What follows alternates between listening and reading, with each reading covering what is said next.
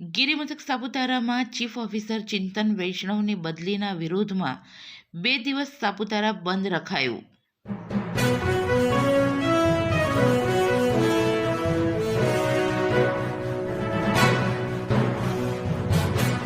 ગિરિમથક સાપુતારા અને તેને અડીને આવેલા નવા ગામના રહીશોએ સાપુતારા ચીફ ઓફિસર ચિંતન વૈષ્ણવની બદલીના વિરોધમાં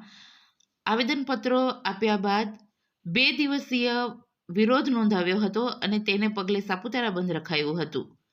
આંદોલનના બીજા દિવસે ધારાસભ્ય વિજયભાઈ પટેલે વેપારીઓને મળવા સાપુતારા પહોંચ્યા હતા.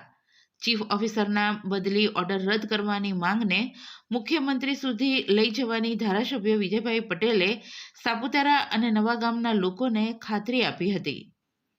ધારાસભ્ય વિજયભાઈ પટેલની બાહેધરીથી આંદોલનને સમેટાયું હતું અને આજ રોજથી સાપુતારા ખાતે તમામ લારી ગલ્લા અને દુકાનો રાબેતા મુજબ ચાલુ રહેશે.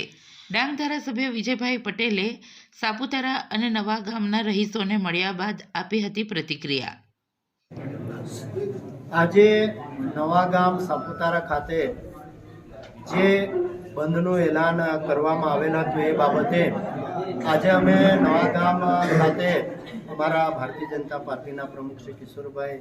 ગાવિત સાહેબ, જિલ્લા પંચાયતના પ્રમુખ શ્રીમતી નિર્મળાબેન, સંગઠનના મહામંત્રીશ્રીઓ અને આગેવાનો બધા જ લોકો આજે અમે નવા ગામ સાપુતારા ખાતે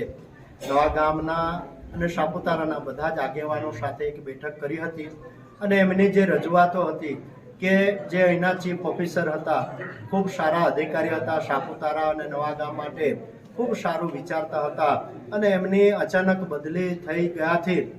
આ બધા જ લોકોએ દુઃખની લાગણી વ્યક્ત કરી હતી કે એ જે ઓફિસર ફરીથી અહીંયા મુકાવા જોઈએ, કારણ કે કાયમી ચીફ ઓફિસર સાપુતારામાં હોય તો નાના મોટા જે વિકાસના કામો હોય એ ઝડપી ઉકેલ થાય, એના માટે એમની જે માંગણી અને લાગણી હતી.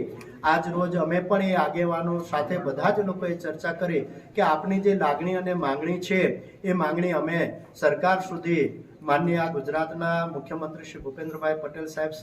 સુધી પહોંચાડશું. સાહેબને અમે રિક્વેસ્ટ કરશું કે આ ચીફ ઓફિસરની જગ્યા જે છે એ કાયમી અહીંયા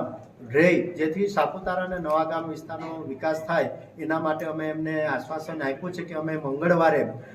અમે ગાંધીનગર જવાના છે ત્યારે માનનીય મુખ્યમંત્રી સાહેબ સાથે ચર્ચા કરશું અને જે ગામની અને આગેવાનોની જે લાગણી છે એ લાગણી અમે બધા જ લોકો, સંગઠન અને ચૂંટાયેલા પાંખ બધા જ મળીને આ રાજ્યના મુખ્યમંત્રી સાહેબ સાથે વાતચીત કરશું અને ત્યાર પછી